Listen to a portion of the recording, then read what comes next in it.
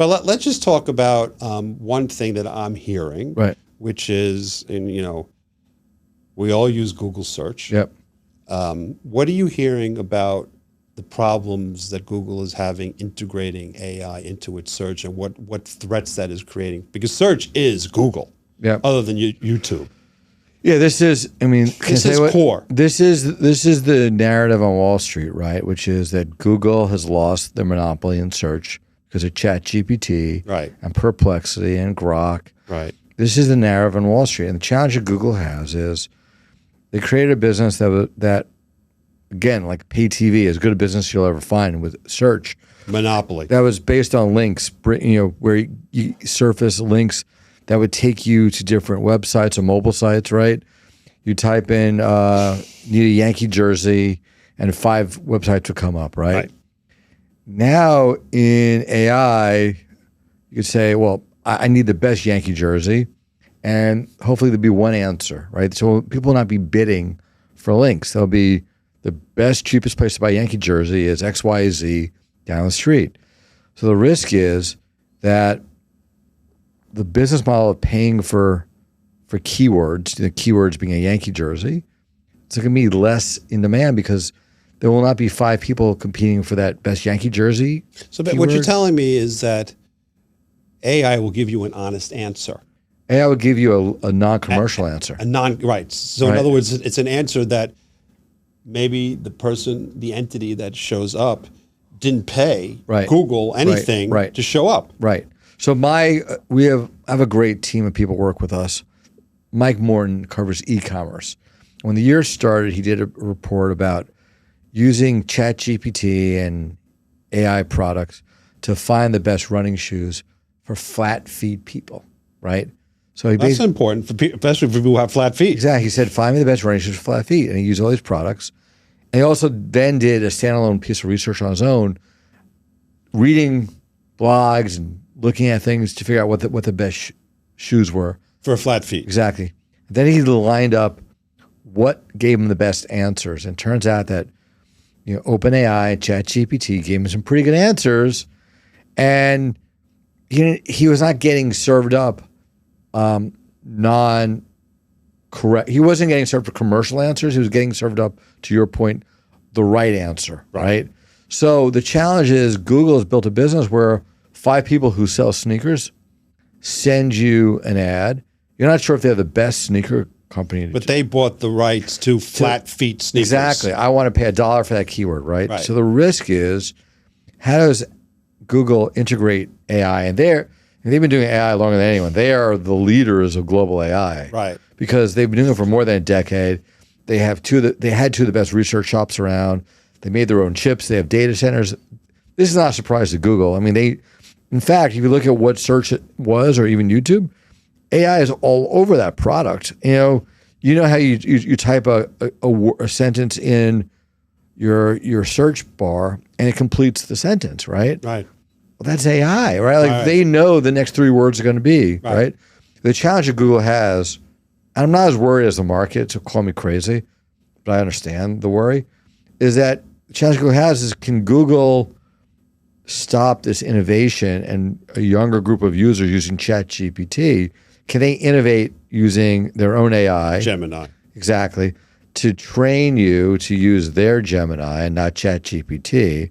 And then once they train you to use their AI to find the best sneakers, they need some way to monetize that. That's not so easy this time around. It's not so easy this time around. Not at all.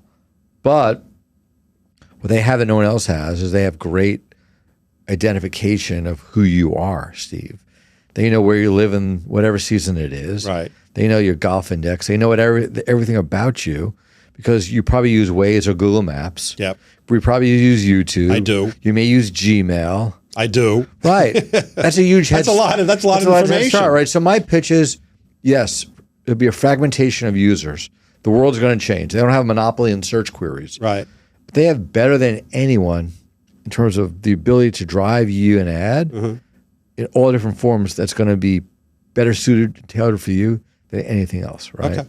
So, but I'm worried. To be determined. Yeah, but it's a risk. But I'm worried because just big picture, without being an engineer, this is a trick that you probably had too. when there's an industry where money is being invested to compete in the industry, like laying fiber cables in Westchester or building more cars in the world, I don't want to be in a business where people are putting capital in to build more things. I want to be a business where capital's coming out. Okay, so you're saying Google's in a business where the whole world is investing in to compete with it, basically. Yeah, and almost irrationally, people are just throwing money to build data centers. Yeah, hundreds of billions of dollars. And buy NVIDIA chips without knowing what the end looks like. I understand. So what worries me just from a thematic standpoint is, historically, sectors that have this intensity of capital that's rising are not good sectors, right? Right. Like Moffett covers telecom. Well, there was a time when all of us had landlines, right? And then all of a sudden people started building mobile satellites and towers. And all of a sudden the landline business. Exactly right? For those of you out there, people used to have landline phones. Exactly, yeah. So just in theory, and if I can't answer your question perfectly about how does Google pivot, then the average investor is going to say, when you have the answer, Michael, call me. But at this point in time, it doesn't sound really good because my two kids in high school, this is what people will say, are using ChatGPT every night to do their homework, right? Yes. Yeah. It's All right, so let's pivot for a second to Facebook. Yes, so I don't really use Facebook. Yep. So, but what I don't understand is Facebook Meta is spending insane amounts of money on AI. Yep. What are they trying to do in AI with Facebook? Because I'm so unfamiliar with Facebook. Right. And so I use X a lot, but I've never really used Facebook. So what are they trying to do? They're trying to build the next standard platform. So here's the answer. Mark Zuckerberg doesn't like to have his app on an Apple phone where Apple dictates the rules about how you use Meta or the Facebook app on his phone, right? Explain that for a second. So about 5 years ago, 3 years ago, they changed the rules.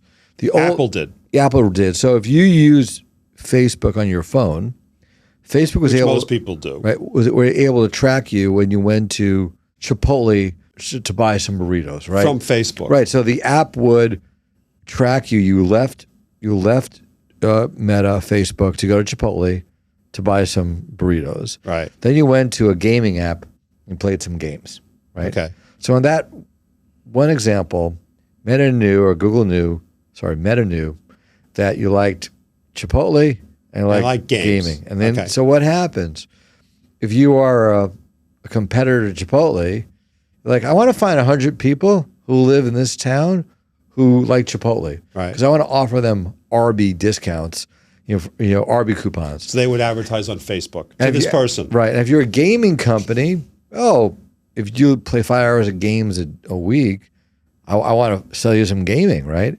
So Apple changed the rules about what you can track on mobile phones a couple of years ago. Made it harder. And Meta's results were terrible for about 5 quarters. Right. Then, thanks to the brilliance of their engineers, they figured out some workarounds, and now they have targeting that is pretty good, right?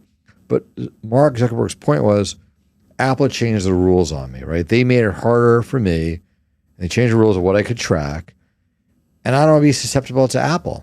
And by the way, the other big mobile phone operator is Android, owned by Google, and Google hasn't changed the rules. But they could. Why not? They're Google, right? And they're being challenged in search. Why wouldn't they become a little more aggressive, right? Okay, so what is he trying to achieve? He's trying to achieve a way to build a future platform, basically they have these Ray-Ban glasses where basically the hope is that you would use AI on glasses. Like basically you walk down the street, I know that it's you, Steve, so a little picture of you will come up on my lens and say, that's Steve. Don't forget Steve has X many kids and lives X, Y, and Z. Tell Steve about like you're a kid or about the connection you have. So they're trying to basically are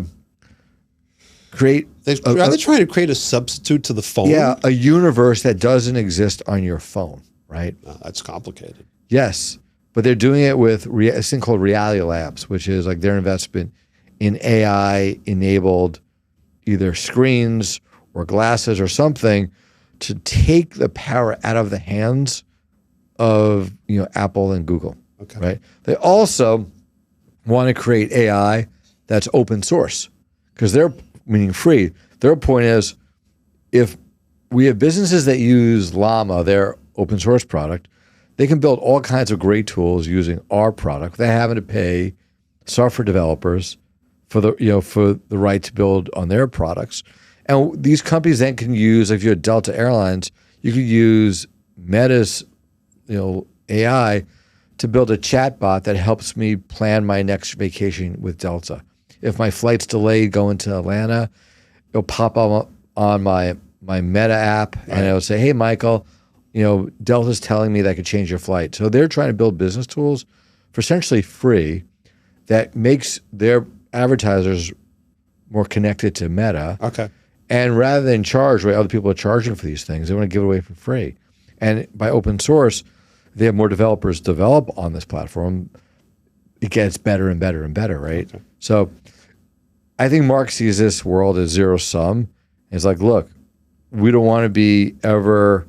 And if you listen to him on those conference calls, those earnings calls, he hints at this idea of like, look, we want our own independence. We don't want to be tied to someone else's practices.